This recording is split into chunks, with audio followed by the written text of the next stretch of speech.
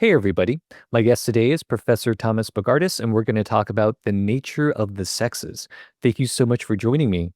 All right, thanks for inviting me to be on your YouTube channel. All right, so I know that you wrote a new book, and I'm really curious to hear more about it. So I was hoping that you could give a summary of the main argument. Well, hopefully, if all goes well, the book will be out in October. And I guess what I'm trying to do in this book, I'm trying to do two main things. And one of them is I'm trying to raise some objections to what I think is a very popular and widespread view of the nature of the sexes, the nature of males and females, what it means to be male and what it means to be female. I call that widespread and popular view the complex view. So I'll tell you more about that in a second, but one chapter is devoted to raising objections to that view, trying to understand that view, sort of separate different species of that view, and then raise objections to each interpretation, to each species. And then the second main project in the book is trying to develop a positive account of what the sexes are, of the nature of males and females. And it's a view on which to be male has something to do with producing sperm, and to be female has something to do with producing eggs or ova. So it's a kind of gamete-based view of the sexes. Gametes are our sex cells, sperm and eggs. Okay, so those are the two main things I try to do in the book, criticize the complex view and defend a novel gamete-based view of the sexes. Um, so do you want me to just tell you more about that? Should I Yeah, just continue? I kind of want to hear Uh, more about the complex view. I was thinking that the complex view would incorporate kind of like the typical definitions that I find on the internet. When I look up, what a male is and what a female is, they usually say, "Oh, it's a cluster concept. It's made up of a number of things." But yeah, they don't say what's necessary or what's sufficient. That language is usually left out of these definitions, which kind of leaves me kind of wanting more. So, yeah. is that what you're talking about? Yeah, I brought some statements of the view, so you can hear people express this view in their own words. This is Augustine Fuentes from a recent book called "Sex is a Spectrum." So he says on page 39, biologically, this is a quote, biologically, sex involves all the processes of sexual reproduction, not just gametes. And then on page 40, so the very next page, he says, what is referred to as sex biologically comprises multiple traits and processes with variable distributions and patterns. So I'll just say that again. What's referred to as sex biologically comprises multiple traits and processes with variable distributions and patterns. So this is why I call this the complex view, because on this view, like sex is somehow really complicated. As Fuentes says, it comprises multiple traits. Here's another statement from Christina Smiley and others in 2024. Pretty sure these are all biologists. They say, all these authors are biologists. This is a quote, sex is a multifaceted, complex phenomenon that consists of many intersecting variables and can be approached from different perspectives. Okay, so again, that sounds pretty complicated, and in fact, they just say it's a complex phenomenon. It's multifaceted. It's a complex phenomenon, consists of many intersecting variables.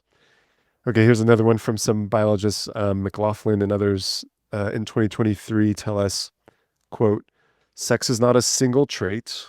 That's the end of the quote. And they tell us that the word sex, used in the way that's relevant to our purposes, so let me say what those purposes are. I'm interested in what biologists mean when they talk about organisms having a sex. So when they talk about organisms being male or organisms being female, that's what I want to. I want to figure out what they mean by that. Okay, and so they say that when you use the word sex in that kind of way, it quotes encompasses a broad collection of gametic, genetic, hormonal, anatomic, and behavioral traits. Okay, that's the end of the quote. So when you hear people express this kind of view, you typically get a list. So sometimes they'll just tell you, like Fuentes said, sex comprises multiple traits. Smiley says It consists of many intersecting variables. Okay, but when they tell you what those variables are, or what those traits are, you get a list. And usually it'll be things like gametes, hormones, anatomy, behavior. Sometimes people add so-called brain sex to the mix. Um, and I think this all traces back to a paper by John Money and Joan Hampson and John Hampson. That was a husband and wife couple back in 1955. As far as I know, they were the first ones to distinguish what they called six variables of sex, six variables of sex. And then they gave a list. And the list was assigned sex and sex of rearing. So whether you were raised in ways that are typical of males or raised in ways that are typical of females. The second one on the list was external genital morphology. Number three, internal accessory reproductive structures. Number four, hormonal sex and secondary sex characteristics. Number five, gonadal sex. So what gonads you have, either testes or ovaries. And then the final one was chromosomal sex. Okay, so those are some statements of the complex view. And then what I try to do in this chapter of the book is figure out what that could mean exactly, and then evaluate whether or not it's true. So on all the interpretations of the view, I try to figure out whether or not it's true. So I can go on to tell you various interpretations of the view, or I could just tell you what I think is like the most plausible interpretation of the view, and then share some objections that I had to that version of the view. Well, before we get to that, I kind of want to say that I think I share some frustrations when I hear these type of definitions because, as a philosopher, when I think of a definition, I'm thinking of, necessary and sufficient conditions, right? Like that's what I'm looking at because I'm trying to understand what this thing is. Like I'm trying to, you know, understand the platonic form of, maleness and femaleness, right? And if these biologists just give a list of traits without saying what's necessary or sufficient, then it's not satisfactory to me as a philosopher, right? I Yeah. understand that perhaps in reality, this concept is just difficult to define, and what's easier is just to kind of give these traits that kind of correlate with this concept of sex that they use in their own research, like that I understand, right? But like there's still that philosopher in me who wants to know what the essence of these things are. So if they could just like add what was necessary and or sufficient, that would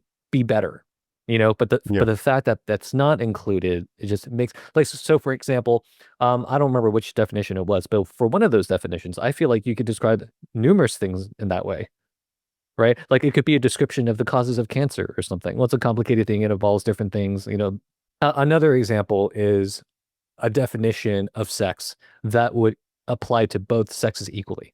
Like that's not satisfactory to me. You need to give me something that explains what maleness is, and then give me something that explains what femaleness is and how they're distinct and why they're different. But if your definition can apply to both equally, then you're missing something. Yeah, so I hear you loud and clear. I mean, I feel the same way.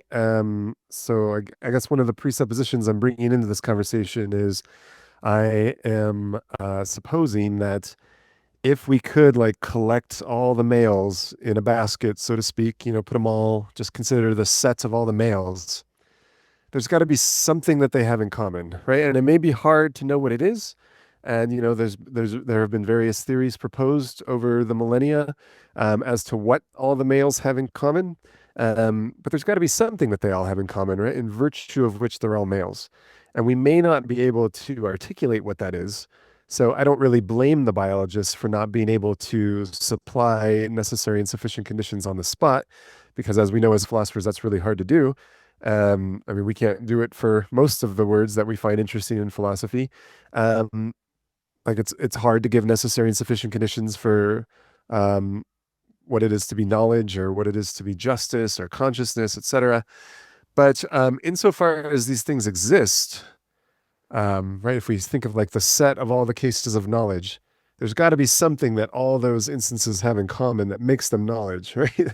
And that's what we're trying to figure out. And that's one of the things we're trying to figure out in epistemology is what is it that all these instances of knowledge have in common, and only those instances of knowledge have in common. Like, what is it that, yeah, what is knowledge? Like, what's the nature of knowledge?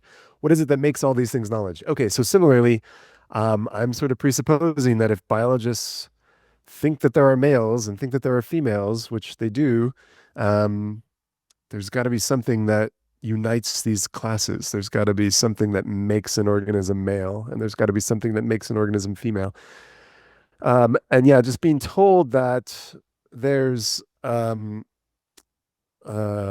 trying to think of how Anne Fausto Sterling says it. She puts it as like sex is like multi-layered. It's like phyllo dough, she says. And I guess phyllo dough is involved in some kind of pastry. Like there's spirals and layers, she says. Yeah, spirals and layers like phyllo dough. So just being told that like there's a lot of things involved in sex. Like hormones and chromosomes and gametes and gonads and primary and secondary sexual characteristics. That doesn't really satisfy my desire to know what sex is or what it is that makes someone male or female. It's just, it's sort of like a kitchen sink approach, right? We're just sort of like throwing everything at the wall and thinking, well, something in there was sex, right? We know that it has something to do with chromosomes and gametes and gonads and hormones and then we just sort of gesture vaguely in the direction of those things and say, something in there is sex. And Yeah, so, yeah, no, I that's hear really you. unsatisfying. I would like a little more precision. And yeah, just want to repeat, like, I'm not really demanding that biologists be able to supply necessary and sufficient conditions in order to use these words or even in order to understand what it is to be male or female. I think they do understand what it is to be male and what it is to be female, even if they're not able to articulate definitions. So I'm not faulting them for that. And I'm not even really faulting them for not thinking more clearly about these issues because they are doing biology. They're not trained in philosophy. These are the sorts of things that philosophers are interested in. This is sort of our domain now. Um, so I think they're doing well at the biology, and it's up to us philosophers to try to do some conceptual clarification here and figure out what it is that biologists are referring to. Yeah, well said. I wasn't trying to, like criticize biologists. Like I Yeah. understand like it's very hard to come up with a good definition of something. It's very, very hard.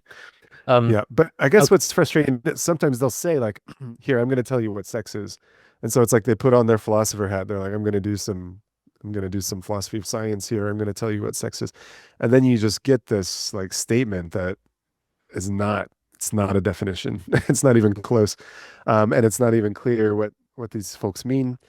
So yeah, so that's why I have to spend a pretty long chapter like going through some possibilities of what people mean by this complex view. And to be honest, when I've run this by biologists, even biologists working in this area, they seem like totally mystified by these like distinctions. They're like, I don't know. I don't get it. Again, I don't blame them because they're trained in biology, not philosophy, but um, yeah, I just sort of wish they would know. I think as a philosopher, as philosophers, we're pretty, I hope I can say that we're pretty humble or cautious when it comes to epistemic trespassing or like getting out of our lane, right? If I'm about to say something that's like an empirical matter that is really a question for biologists to answer, I'll try to flag that and say that and say, like, I'm not a biologist, so we should leave this to the biologist. But unfortunately, I think when you're not very well trained in philosophy, you don't realize when you've trespassed into philosophy. So when I read these biologists talk about sex, that's kind of a feeling I get. Like they want to do philosophy and they want to be clear and they want to be precise, but unfortunately they don't know how. But again, that gives us something to do. That gives philosophers something to do. That's why we exist, I guess.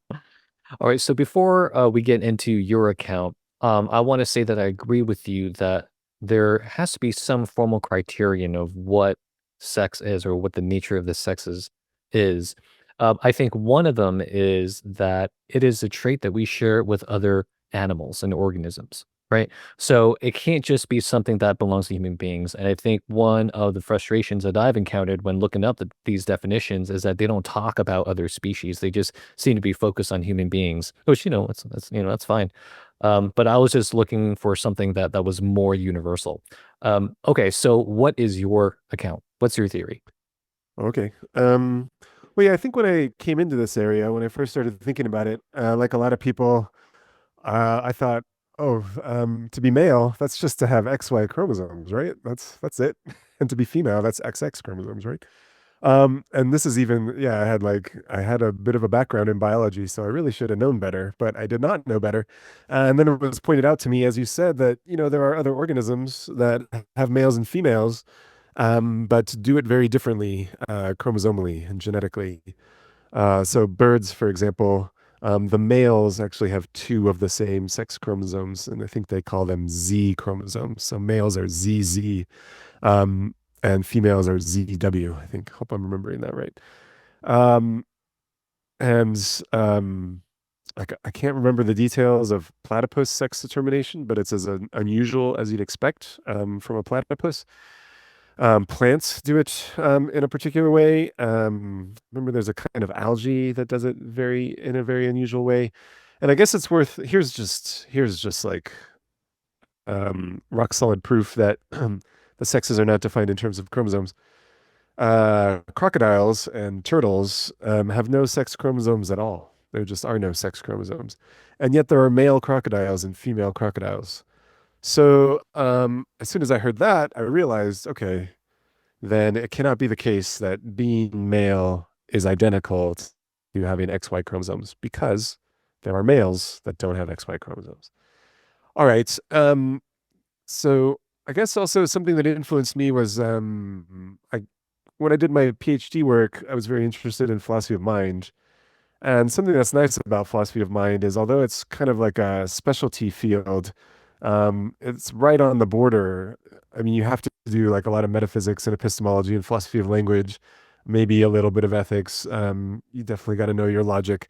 So it requires sort of drawing from every field. So that's nice about philosophy of mind. And when we think about the relationship of the mind and body, when you think about all the theories that have been proposed over the centuries, it sort of exhausts all the possible relations that can hold between thing A and thing B, from identity to realization to constitution to distinction. Or maybe one of them, maybe A doesn't exist, maybe B doesn't exist, right? So philosophers of mind have considered all the possible relations that can hold.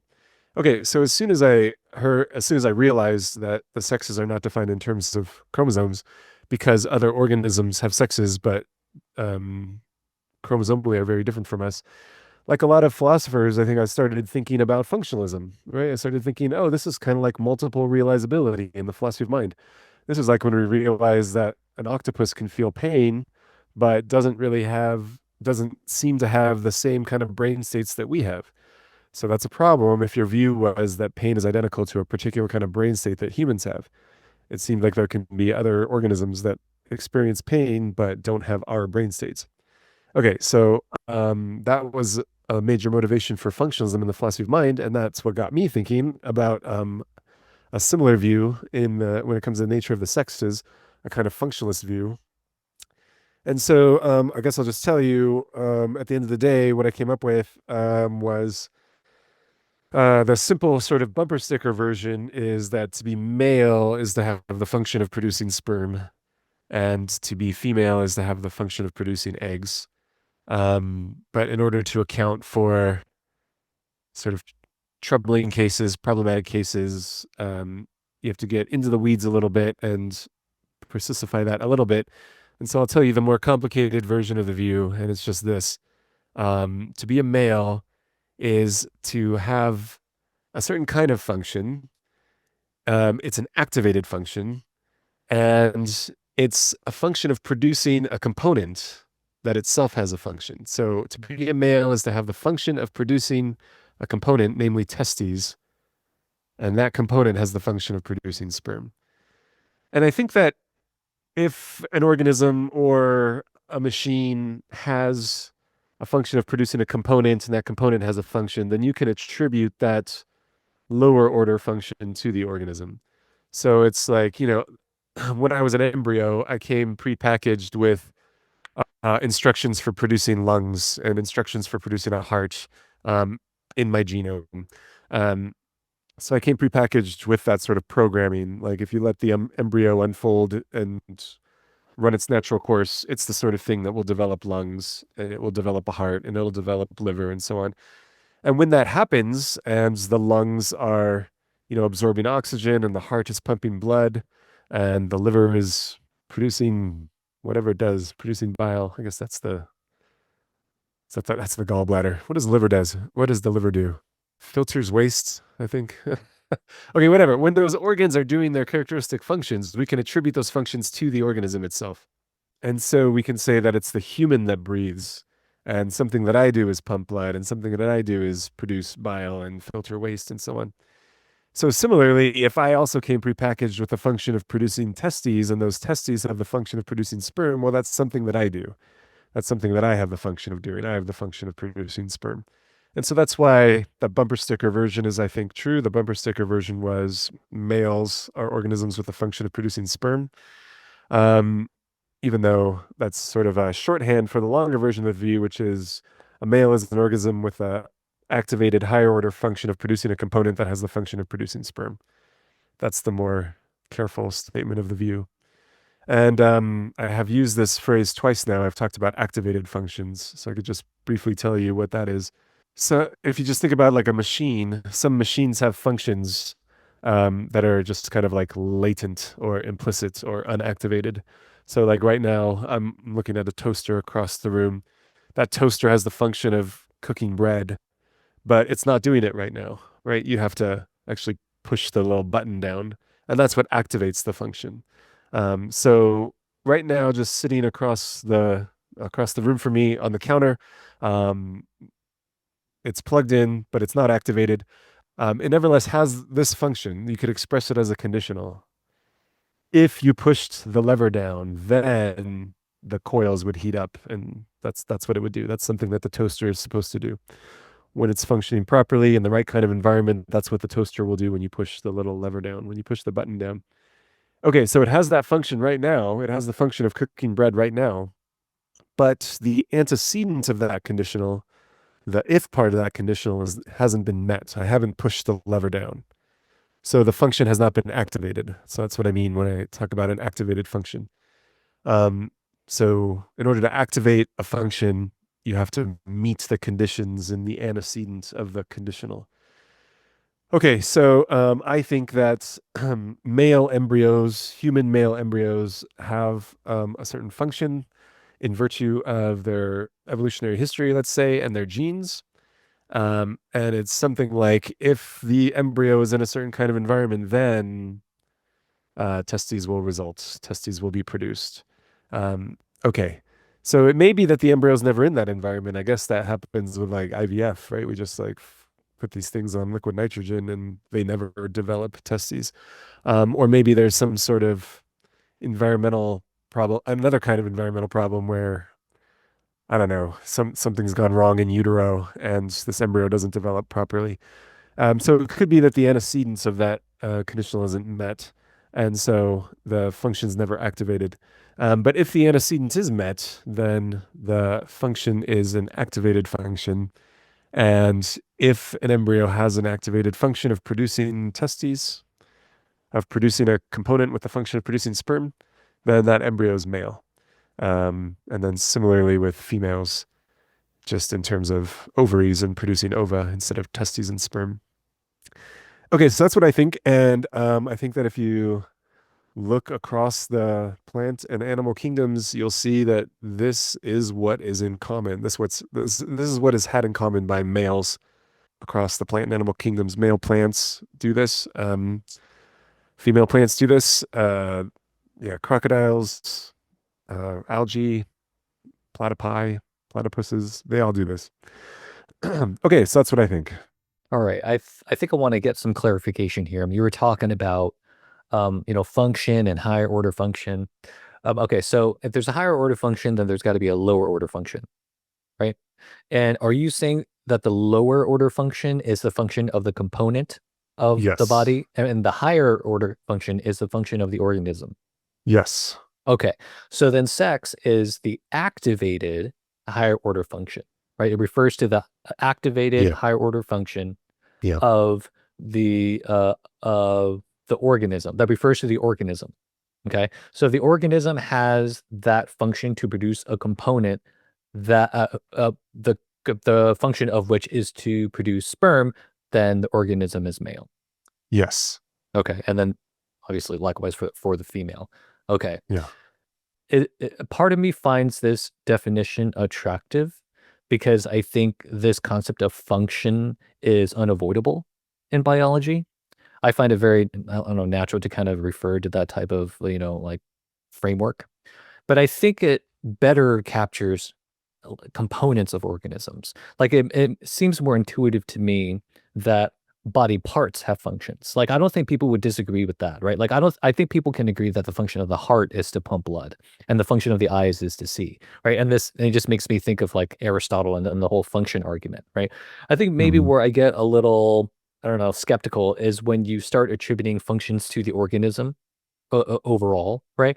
So if you're saying that the function of the individual components of an organism can be attributed to that organism itself. That means each organism, or at least maybe for let's say just we're talking about human beings, that means the function of a human being is not really just one thing. It's thousands and perhaps tens of thousands of things. Yeah. So I guess what you're saying is an organism like a human is going to have a lot of functions. Yeah, I think that's right. Just like, complex machines like automobiles have lots and lots of functions. Now, automobiles are not self-assembling, so they don't have the function of producing components that have functions. Automobiles don't do that. So I guess that would be a difference between automobiles and humans. The fact that humans like self-assemble and have the function not only of, you know, I don't know, doing various things, but also humans have the function of producing components and maintaining certain kinds of components. Cars don't do that. Automobiles don't do that. But automobiles do have lots of functions. And again, it's in virtue of having components that have functions. So like my car is supposed to stop when I push the brake pedals. And that's in virtue of the fact that it has, brake pads and a whole braking mechanism. My automobile is supposed to the engine's supposed to turn on when I turn the key. And that's in virtue of the fact that the steering column has certain functions, and the ignition column in the steering column has certain functions, and the starter motor has certain functions, etc. You get the idea. Um, so in a similar way, I think humans have functions, and they're going to have a lot of them. And some of the functions that humans have, they will have in virtue of their components having functions. But again, what's interesting about living organisms compared to human artifacts is living organisms reproduce and self-assemble and like heal and self-maintain, whereas natural artifacts don't do that. I guess we're getting closer with like these humanoid robots and so on, and other kinds of robots. Maybe one day we'll get to the point where they have functions of, I guess maybe like even just a simple do I don't know enough about computer science to say whether this is true, but I feel like when I get a new computer and then I boot it up, it like starts installing various components, right? So it's like all kind of like packaged up in a way, um, very tightly, so to speak. And then when I like initiate the first boot up, it starts like installing programs. So I guess in that way, it's a little bit like like an embryo. Like an embryo has all this information encoded in a very small space. And then as it develops and grows, it starts like installing apps, so to speak. It starts installing components. Like here's the kidney, here's the liver, here's the brain. So I guess in that way, it's a little bit similar to computers. Okay, but I thought I had heard you express a concern that while parts of organisms might have functions like hearts and lungs and livers, some people balk at the idea that an entire organism could have a function. Um, were you expressing that kind of concern? Yeah, well, not necessarily that. I don't think an organism can have a function. I think I would have to be convinced of that. But I think what makes it even harder for me to accept is that there can be just tens of thousands of functions. And maybe I've just been kind of influenced by the way that Aristotle like thought of the function argument, right? Like he just like, rational activity, or something like that. You just thought that it was like this one thing, whereas like the way that you're coming at it, it could be 10,000 things, right? So it's equally true to say that the function of a human being, or a function of a human being, is to see, Yeah. right? Yeah, I guess what Aristotle was looking for with that function argument was like the nature of humans or something like that, like what's distinctive about humans. And so when he was looking for the function of man, um, the assumption was this is going to be unique to humans. It's going to be distinctive of humans. So yeah, I guess he was kind of looking for like a real definition of humans. Like, what is it that's necessary and sufficient to be a human? I think that's the idea. But I think he would grant that we have some functions in common with like plants who have a vegetative soul. We do the same sorts of things. Animals have that perceptive soul or whatever. We do the same sorts of things. So I feel like Aristotle would grant that we have a variety of functions, even if there's only one that's like distinctive of humans. Nevertheless, we have a lot of functions. And again, I mentioned automobiles already, and I mentioned computers a little bit, but if you just think about your smartphone, I mean, your smartphone has a lot of functions. There are many things that it is supposed to do when functioning properly. Yeah, and I guess that's another way to illustrate what an activated function is. You've got all these apps on your phone, but they're not all active at the same time. Like you have to actually push the button to get the app running, and now it's activated. Um, so similarly, we may have like latent functions that have not been activated. Um, and what I think a sex is a certain kind of activated function. Yeah, and I guess one reason I mentioned that, I have to remember how I came up with this because like it's now been a few years since since I wrote this chapter. It's taken a while to get it published. But I remember one of the things that was on my mind was I wanted to account for the fact that crocodiles can be male or female, but their sex is determined environmentally. So what do we say about like before the sex has been determined when you just have a little crocodile embryo in the egg there? Is it male or female before it's been? So I guess what happens with crocodiles is if they're incubated at a relatively warm temperature, they become male. If they're incubated at a slightly cooler temperature, they become female. So what happens before incubation, before the environment sets them down one of the developmental pathways? What do we say?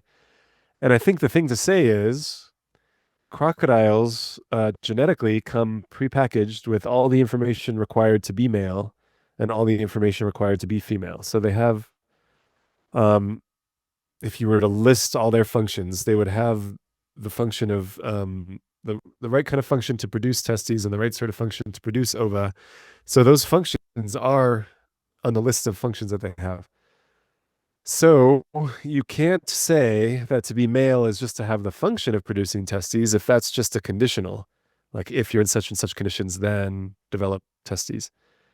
Because even female crocodiles have that, and crocodile embryos have that, like before they're male or female.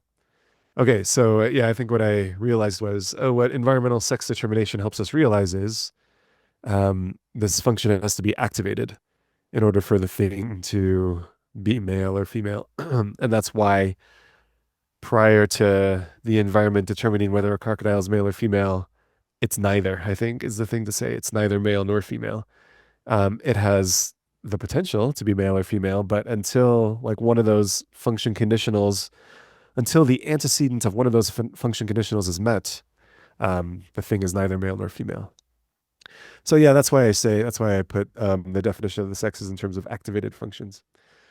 Okay, but yeah, going back to your original concern, I think humans have a lot of functions. I think there are a lot of things that we are. Some people, I don't know, some people get concerned when I start using language about what we're meant to do or what we're supposed to do. These are not moral claims, and I don't mean to imply anything about a designer or anything supernatural.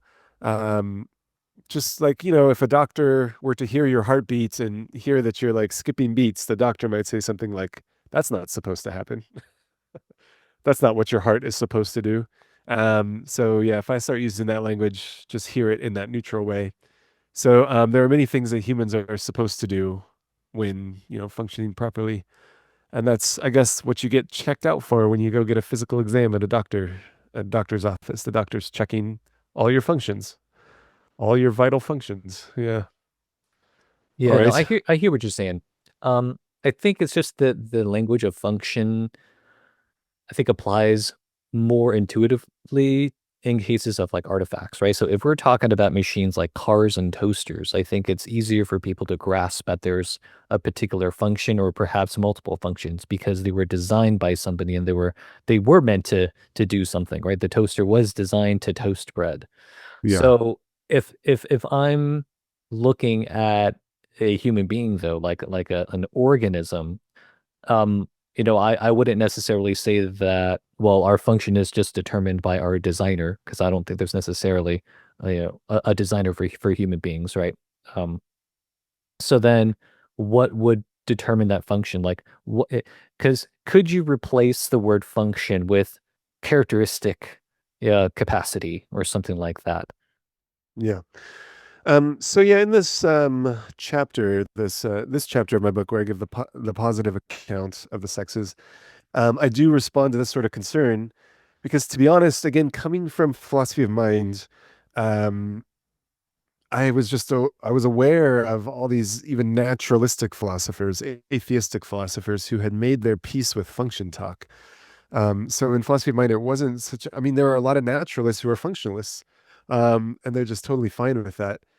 And I was also aware that, people working in philosophy of science and philosophy of biology in particular had made their peace with function talk. Um, and so I was a little bit caught off guard when I started like floating these ideas, especially like on Twitter, but also at conferences and to other philosophers. I was a little surprised by the amount of pushback I got when it came to function talk. And it is because like a lot of people, when they hear function talk, start thinking, what are you, some kind of Aristotelian? Are you like are you assuming that I am a theist as well? Like, are we all supposed to be theists now? Are we all supposed to believe in God or some designer? So yeah, I was a little surprised by that. So in this chapter, I try to assuage those concerns and say like, look, there is now a very large literature from naturalists who try to naturalize function talk and try to explain what the doctor could mean when the doctor says, like, that's not what your heart is supposed to do. Or yeah, so I guess I mean it is sort of medicine and physiology and I guess biology a little more generally is like the last bastion of Aristotelianism. There is still a lot of like teleological language in biology. We got rid of it in physics, we got rid of it in chemistry, and then I guess like the goal was the like naturalist dream was, well, as we naturalize the sciences, as we're gonna like unify the sciences, and we're gonna get rid of all that teleological language in biology. But it hasn't really gone away. But as I say, like naturalists have tried to reduce teleological language to non-teleological language, and I'll just give you some examples that might make you feel better about it. So one proposal is, oh, I guess you had floated a proposal. So let's start with that one. You had said, could we just say that like the function of a heart, for example, is what it typically does, or what's characteristic of the Yeah, well, heart, I or something like wasn't this? necessarily talking about the body parts because I'm willing to grant that the function of the heart is to pump blood. So when it comes to artifacts, human-made things, I think they do have functions. When it comes to body parts, I think they also have functions. I think the part that I'm a little skeptical on is whether or not the entire organism has all those functions that its components have. Oh, okay. So yeah, you're concerned about my move where I say like if a kind of like complex entity like an organism has a component, Yeah. has the function of producing a component, and the component itself has functions, then we can attribute those functions to Yes. the organism. Yes. Yeah, so Yeah. yeah, to be honest, in the chapter I just I don't really give an argument. I just kind of say like it looks like this is how things work. I guess I reason by analogy, and I give an example of like this is kind of a far-fetched example, but maybe we're not too far away from it. I guess we could use the computer example too, but I give the example in the chapter of a factory that's like supposed to produce soda machines. So that's what the factory is doing. It's producing soda machines. Um, so that's like the output of the factory. Now, I imagine that in this factory, there's going to be a lot of component machines that are involved in the production of a soda machine. So, for example, there's going to be a machine that like bends sheet metal or like punches holes in the sheet metal to make the frame of the soda machine. Okay, so here's something that I think is true, and I guess I'm just sort of it's just a raw appeal to intuition here. I think that although the soda machine has the function of like um, dispensing sodas, you can't really say that's something that the factory is supposed to do. It's not true that the factory has the function of producing sodas. That's not what the factory does. Um, so, although it's producing soda machines and the soda machine has a certain function, the function of the soda machine cannot be attributed to the factory. And I think that's because the soda machine is not a component of the factory. But now consider that sheet metal machine, that machine that's part of the factory. It's like, bolted to the floor of the factory. It's part of the fabrication process of this soda machine. And the factory, it's like part of the blueprint of the factory to have this sheet metal machine there to help in the production of soda machines. So something the sheet metal machine does is it punches holes in sheet metal and it bends sheet metal. So I think, and again, this is just like the raw appeal to intuition, I think it's appropriate to say that that's something that the factory does. Something that this factory does is it bends sheet metal, punches holes in sheet metal, it forms this frame. That's something that the factory does. Um, yeah, and I guess maybe a way to like soften you up to that idea is it's definitely true that's a function of the factory is to produce soda machines. That's what the factory does. It's a soda machine factory. Um, but that's a complex process with many steps. So doesn't the factory also have the function of like performing each of those steps that gets you to the soda machine? Yeah, I think so. Um, okay, well, one of the steps is bending sheet metal and punching holes in sheet metal. Okay, so isn't it true then that that's something the factory does? That's part of the process of producing soda machines. The factory is definitely in the business of producing soda machines, so it's in the business of performing each of these steps. One of the steps is punching holes in sheet metal and bending sheet metal. So yeah, that's one of the functions of this factory. That's one of the things that it's supposed to do. If the sheet metal, here's just one other bit of evidence. If the sheet metal machine breaks or is like down or is malfunctioning, that's gonna like put a brake on the whole process. The whole factory is gonna be like shut down. And I think we'd say like the factory is malfunctioning, right? There's something wrong with this factory.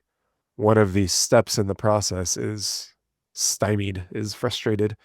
So just that's just a little bit of linguistic evidence. If it's true to say that if the sheet metal machine malfunctions, then the factory would be malfunctioning. That suggests that the proper function of the sheet metal machine is part of the proper function of the factory.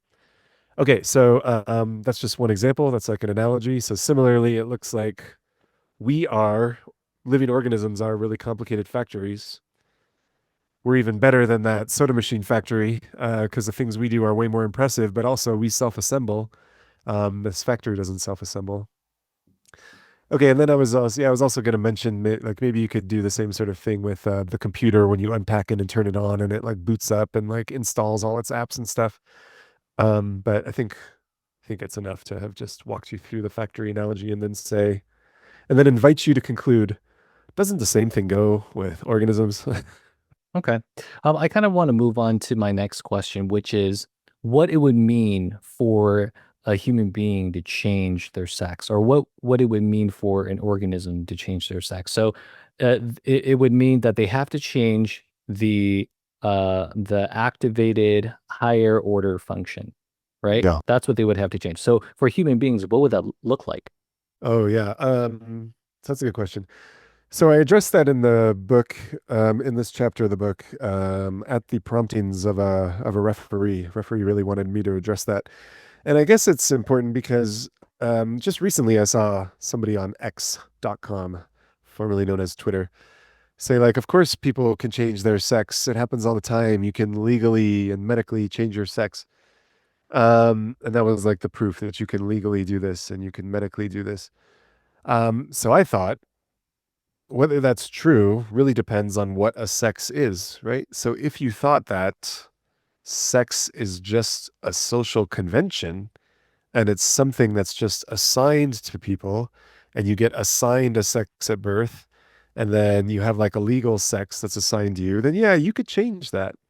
I guess you couldn't change the sex you were assigned at birth because that would require a time machine, but you could change like this category that society has put you in. Just like, I guess, I don't know, what's another category that society has put me in? I guess one of the like socially constructed categories I occupy is philosopher. Is that one? Is that a socially constructed? How about professor? We'll do professor. So I could change that, if I switched my jobs, I could change that category that I'm a member of now. I would no longer be a member of it. Okay, so similarly, if sex is just a socially constructed category, then maybe I would have the power to change that. Okay, but yeah, I don't think that's what sex is. I think there were sexes long before there were any societies at all, and long before there were legal conventions. Um, yeah, something I found out in like doing this research was uh, sexual reproduction is older than trees, which makes it sound really old. It's older than trees, which makes sense because trees are terrestrial, and there was life under the oceans long before that, and that life was reproducing sexually long before trees came along. So the sexes have existed for a long time, way before any societies came along to invent them. So they're not social constructions. Okay. So if I'm right about what the sexes are, and if they're activated higher order functions, if to be male is to have the function of producing sperm and to be female is to have the function of producing eggs, then what would be required in order to change sex is some serious medical intervention. And what I say in the book is it would be much more intense than what we do now, much more elaborate and complex than what we're doing now and what we're calling sex changes now. Because it seems like what we're doing now, what we have the medical technology to do now, what's medically feasible now, is just changing hormone levels, which can have physiological effects, pretty serious physiological effects, and certain kinds of like cosmetic surgery to produce the appearance of female genitals or male genitals. So you can get like simulated genitals that kind of look like the genitals of the opposite sex. Okay, so those are the sorts of things that we have the technology to do now. But what would really be required, if I'm right about what the sexes are, is you'd have to change the function of the organism. And that's going to be difficult for two reasons. One is it won't be enough to just kind of like if I wanted to change sex, for example, it wouldn't be enough to remove my current gonads and like for me to get a uterus transplant and get some ovaries in there. That wouldn't be enough, even if that organ transplant could be successful, because I would not have the function of producing ovaries. Yeah, it would be like if I just like stapled or like duct taped the toaster to the fridge and then said, voila, now the fridge has the function of toasting bread. No, it doesn't. It's just kind of like it's attached to something that has the function of cooking bread, that has the function of toasting bread. But the fridge itself does not have that function. You'd have to actually like change the design plan of the fridge. And you could do that. Like you can imagine like designing a fridge and building a factory that produces fridges that have on the side like a toaster. You could do that, but it would require a change in the design plan. So similarly, for like an organism, what would be required to change the design plan, so to speak, of an organism? And again, when you hear that, don't hear it as implying anything supernatural or a designer. Um, Somehow, organisms have like design plans encoded in their genes that sort of dictate what the organism is supposed to do or what the organism is meant to do. Okay, so you'd have to change the design plan, and I guess that would require some genetic manipulation um, from the jump, from the get go. Yeah, and so I guess it's an open question. Like, if CRISPR technology, I guess that's what we call it, right? CRISPR technology. That's the technology that would allow us to like genetically engineer fertilized eggs, right? From the jump when we're still at like the one cell stage, if we could genetically manipulate that fertilized egg, So supposing we could do that, and then we like implanted in what would have been a female fertilized egg. It's got like XX chromosomes. It's human. If we were to like remove one of the X chromosomes and put in a Y chromosome, maybe that would be enough to like change the sex of the embryo. That might be enough. Um, but like once the organism is developed, I don't know if it's enough to like, even if we had the ability now with like nanorobots to like change the genes in every one of my cells, I don't know if that would be enough to like change my genetic plan to make it so that I'm the kind of thing that has the function of producing ovaries. That's not clear to me. But what is clear to me is we are nowhere near the the technology that would be required to change sex. So that's one reason. Like we just don't have the technology required to like change the the design plan of an organism from the jump. Okay, but another complication here, another hurdle that we'd have to get over is if you really wanted to change sex, you would have to make it so that not only, so if I wanted to change sex, I'd have to make it so that not only do I now have the function of producing ova, but I no longer have the function of producing sperm. Otherwise, like if I had both functions, that would be a simultaneous hermaphrodite, like garden snails, like many other organisms. I would be the kind of organism that has both functions, the function of producing sperm and the function of producing eggs. So if you really wanted to change sex so that you were a member of just one sex, so that you had just one sex, not only would you have to, um, so to speak, create a new function, you'd have to like delete an old function. Okay, so that makes it more complicated still. All right, so the bottom line is, it's not super clear what would be required in order to like change the function of an organism, but whatever it is, we are not near that right now with our medical technology. Yeah, I hear you. Given the way things are developing, I don't know. Maybe one day we will be able to do that. Yeah. So I'm trying to kind of connect what you said here to what you said earlier, right? You're saying that we can attribute the function of uh we can attribute a component's function to the organism, right? Yeah, and so you're That wondering if I had means ovaries implanted in me, then I would yeah, have the right. So then the function. question is, well, what Yeah. when does that thing become a component of you? Right. So that and then it's another Yeah. metaphysical question, right? Because Yeah. what if you can grant that, okay, now these ovaries are now a part of you, then you have to say that that is now your higher order function? Okay, that's a good question. Yeah, so the definition of the sexes that I came up with was to be a male, you have to have the function of producing a component with the function of producing sperm or eggs. Okay, so I think if you just implanted a uterus in me, transplanted a uterus in me, so that ovaries were located within my body, I would not have the function of producing that component. Okay, but you're right that something else I said does seem to be in tension with um, a more recent claim. So something else I said was if you have a component and that component has a function, we can attribute that function to you. Um, so if you transplanted a uterus into me, maybe I don't have to keep making this personal. We just imagine somebody else, but I don't want to choose anybody else in particular. So I guess I'll just stick with me. Okay, so you transplant a uterus into me. I've got some ovaries in me. If those ovaries are a component of me, and those ovaries have the function of producing eggs, can't we say that I have the function of producing eggs?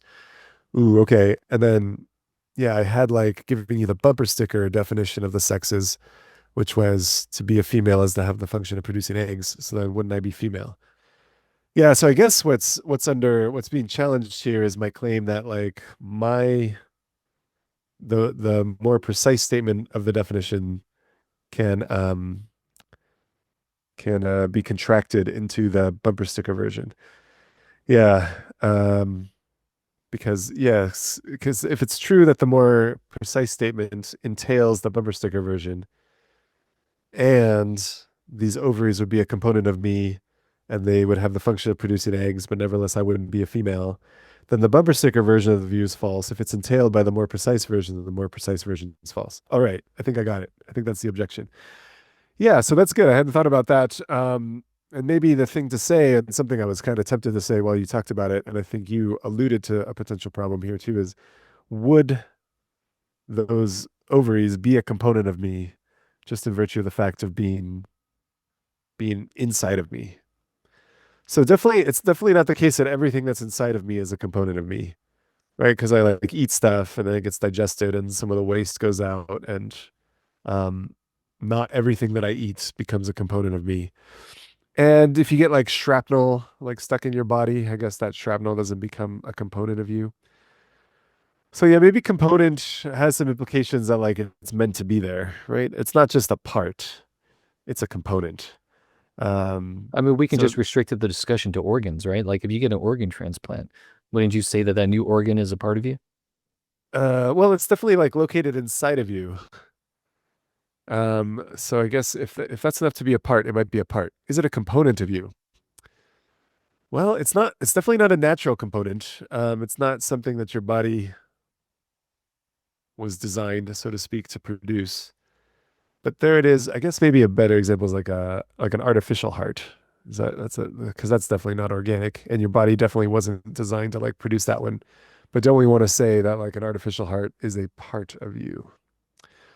Well, it's definitely like caught up in your life, as Peter Van Inwagen would say. And so I think for Van Inwagen, it would become like a part of you.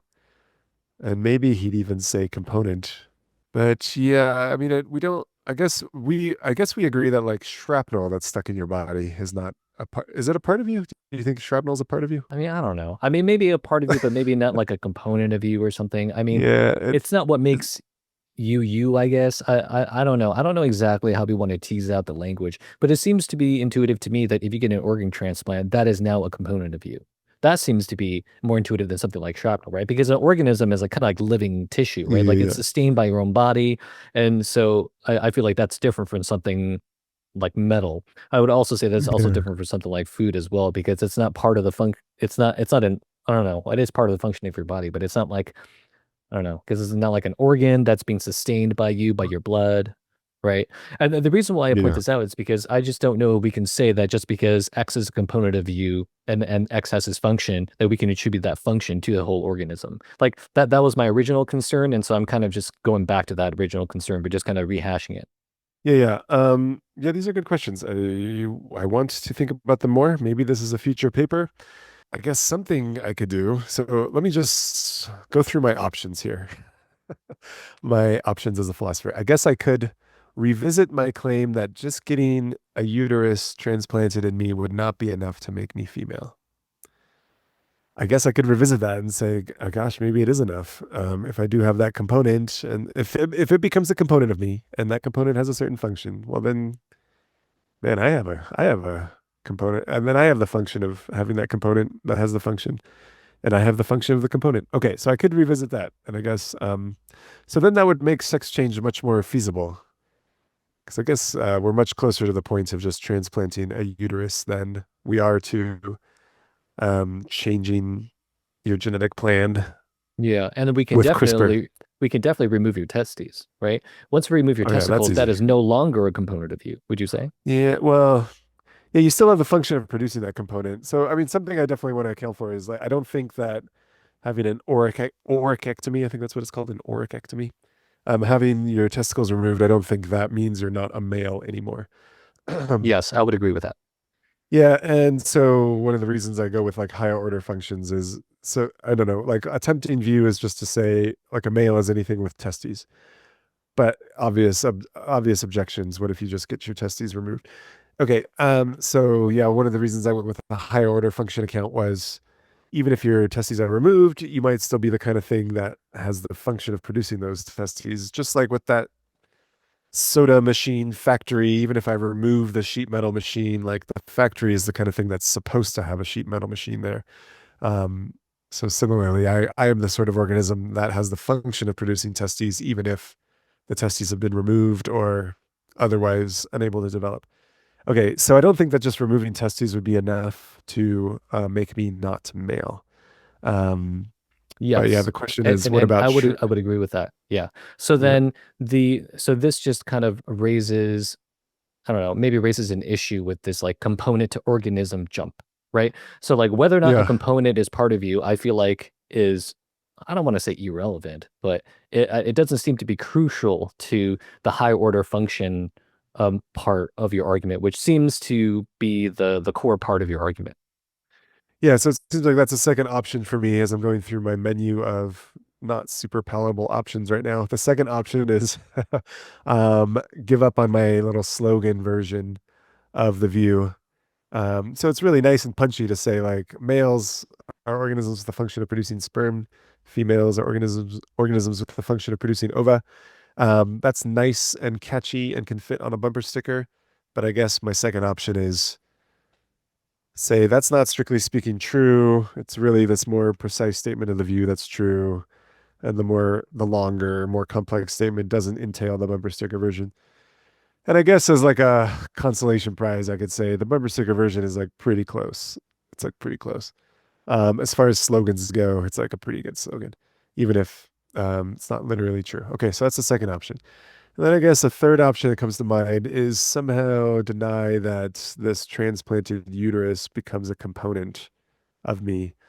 But I agree, like it is pretty tempting to say that like if I get a transplanted liver, that new liver is a component of me.